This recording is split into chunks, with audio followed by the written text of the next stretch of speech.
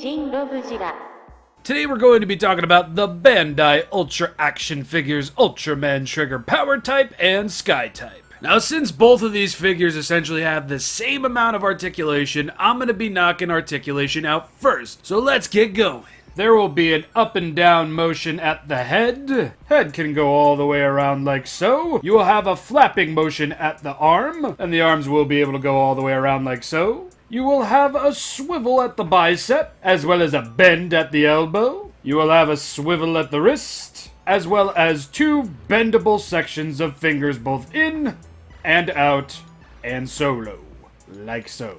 Both legs will be able to split about this far out. Legs can kick out about this far, but they really can't kick back too far, despite the presence of some Ultra Cheeks. They will also both have quite the epic bend, like so, and you will get a ball joint at the ankle, giving you one heck of a pivot. Articulation is rather fantastic. You get quite a wide arrangement of movements, both from the arms to the legs to the head. Literally, the only thing these things are missing are ab crunches, and they'd be perfect. But even then, I am going to be giving both of these figures solid stars for articulation. Now, moving on to paint and detail. Sky Type is my personal favorite, so we're going to be taking a look at Power Type first. Now, as compared to his Ultra Hero 500 line counterpart, Power Type over here definitely has the leg up in terms of paint. Especially in the chest region, but who da lolly, look at that smudge. Yikes. But ignoring that for a bit, just look at this chest. Oh my god, the detail is fantastic. And the paint, for the most part, on the chest is rather one-to-one beautiful. The head looks rather fantastic with some gold and silver paint to match. I still don't remember the name of the gems on the foreheads, gosh dang it. But the detail and the paint, pretty dang spot on. Same could be said on the forearms over here, especially with these golden bracelets. Ample amounts of detail on the forearm and the wrist with a little bit more paint this time around.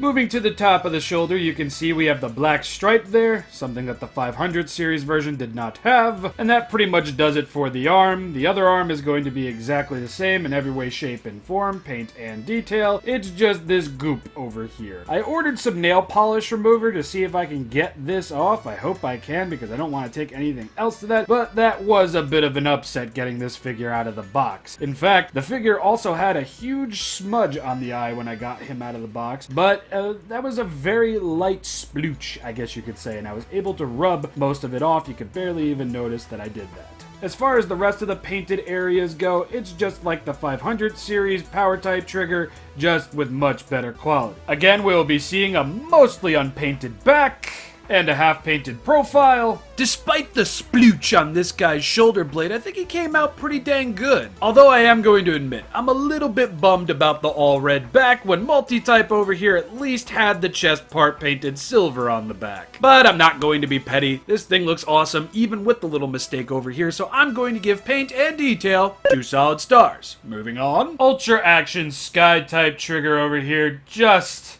looks awesome! Yet again, the Ultra Action version just absolutely wipes the floor with the 500 series version. More paint, better applications, and of course more articulation, which really doesn't aid in me liking the figure more, but this paint though, man. Oofa. The gold on the head, the silver, the headlamp gem thing, it all looks so very good. Again, just bleeding aerodynamic perfection. Although the gem does look a little bit on the messy side, the eyes are rather perfect though. Speaking of perfect, the chest, oh my god, all of the gold that was missing on the 500 series version is all here on the Ultra Action version, and I just love it. I also love that metallic blue for the color timer. Do wish all that gold and silver carried on to the back. Yet again, I don't know why that was present on the multi-type version, but not on Sky or Power.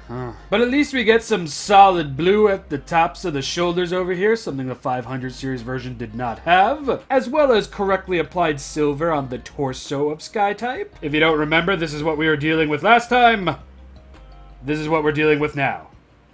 Much better. Speaking of better, just look at this. more paint to show off all of that magnificent detail, and we get all this solid blue over here. I really like this, and I know I said that a bunch in my last review, but seriously, the solid blue looks like Sky type is just coursing with the power of a nice, beautiful blue spring day sky. A very subtle blue sky noise. Anybody? But no, seriously, it's very simple. It's not the most intricate looking thing ever, but I don't know, something about it just looks right. And it looks further right on the thighs over here. Seriously, love that so much. And I also love that the little designs on the sides of the legs over here are actually going to be painted gold, which was something that wasn't even painted to begin with on the Sky Type 500 figures. I didn't even cover this in my review. I seriously missed this. Wow. I'll just leave that up to me being a total hack job, but look at the gold on this. It's so nice, and it makes all of that crazy little bits of detail pop. And I just really love that this is half outlined in silver. The other half obviously isn't going to be, fully outlined in silver because they only paint half of these figures. But goddamn, does this look awesome. No matter the angle, it is beautiful. And again, the solid blue. I cannot wait for the SH Figuarts version of Sky-type Trigger. The back might not be fully painted, but everything that is painted on this figure looks so good. And I'm willing to overlook the half-painted nature because apparently, yet again, this is something that this series just does. I gotta give this another full star, man. Both of these figures look so much better than I was expecting them to, even with their flaws. So that's 3 full stars for both of these figures. Am I easily impressed, or are these things just good? Maybe a little bit of both. Before I move on, I did want to make mention of the boxes again. Pretty much everything I said with the multi-type figure, I'm going to say again here. Blues, whites, golds, the galaxy behind the figures over here. It's honestly all really nice looking, and it makes keeping the boxes feel a little bit more worth it. And as you can see over here, we have some poses, and it shows you some of the articulation points. I might be one that keeps the boxes for moving's sake, but make no mistake, I'm also keeping these because they're very cool looking. I also just wanted to bring forth that both of these guys have different torsos than Power Type. Power Type is obviously a little bit more abbed and juiced up than these two. I originally thought that these two might actually have 2 different body types, but they look mostly the same. It's just the chest areas that are done up differently, and the heads. You know what I mean. So the Bandai Ultra action figures impress me yet again, even with a little bit less paint this go around. I don't know, something about these things just have me oddly nostalgic, and honestly, it's nice to see a little bit more paint on these designs because they really do just look super cool. And like I said last time, for everything that's missing on these figures, it just makes me all the more excited for the eventual SH Figuarts releases, which yes, I am going to be picking up. I have my Ultraman Trigger multi-type figure pre-ordered, so get ready for a review of that whenever that comes out. But yeah, really can't complain. Bandai Ultra Action, Ultraman Trigger Power Type, and Sky Type, both total wins for me. And before I end the video off, I just wanted to give you all a bit of a comparison between the two and what they look like in the show. As you can see, they're really not missing too much. Honestly, the most barren points on these guys are going to be the backs. Again, I don't know why they didn't paint these parts. It's weird, but they did it for multi-type. I don't know. But yeah, even in their half-painted nature, these things are absolute stunners. 3 full stars and another 3 full stars. 6 whole stars in a double review video. Wild. I was honestly expecting to really like both of these figures, so this really doesn't surprise me. I'm more so surprised that I was able to get over Power Type's little flubs and give him a full star like he deserved. I can be a little bit cynical here and there with some of my ratings, but I try to be as fair as possible. Anyway, once next we meet, I might be talking about a Bandai Ultra Monster Series figure, or I might be talking about Figma Samus Aran. I have no idea which. It's all in the hands of fate and DHL shipping, but either way, I do so hope you enjoyed this video. I hope I'll see you with the next video. Have a lovely day, afternoon, and night. ShinRobjira, you the viewer, love ya, praise ya, patrons, social media, merch, peace out, bye.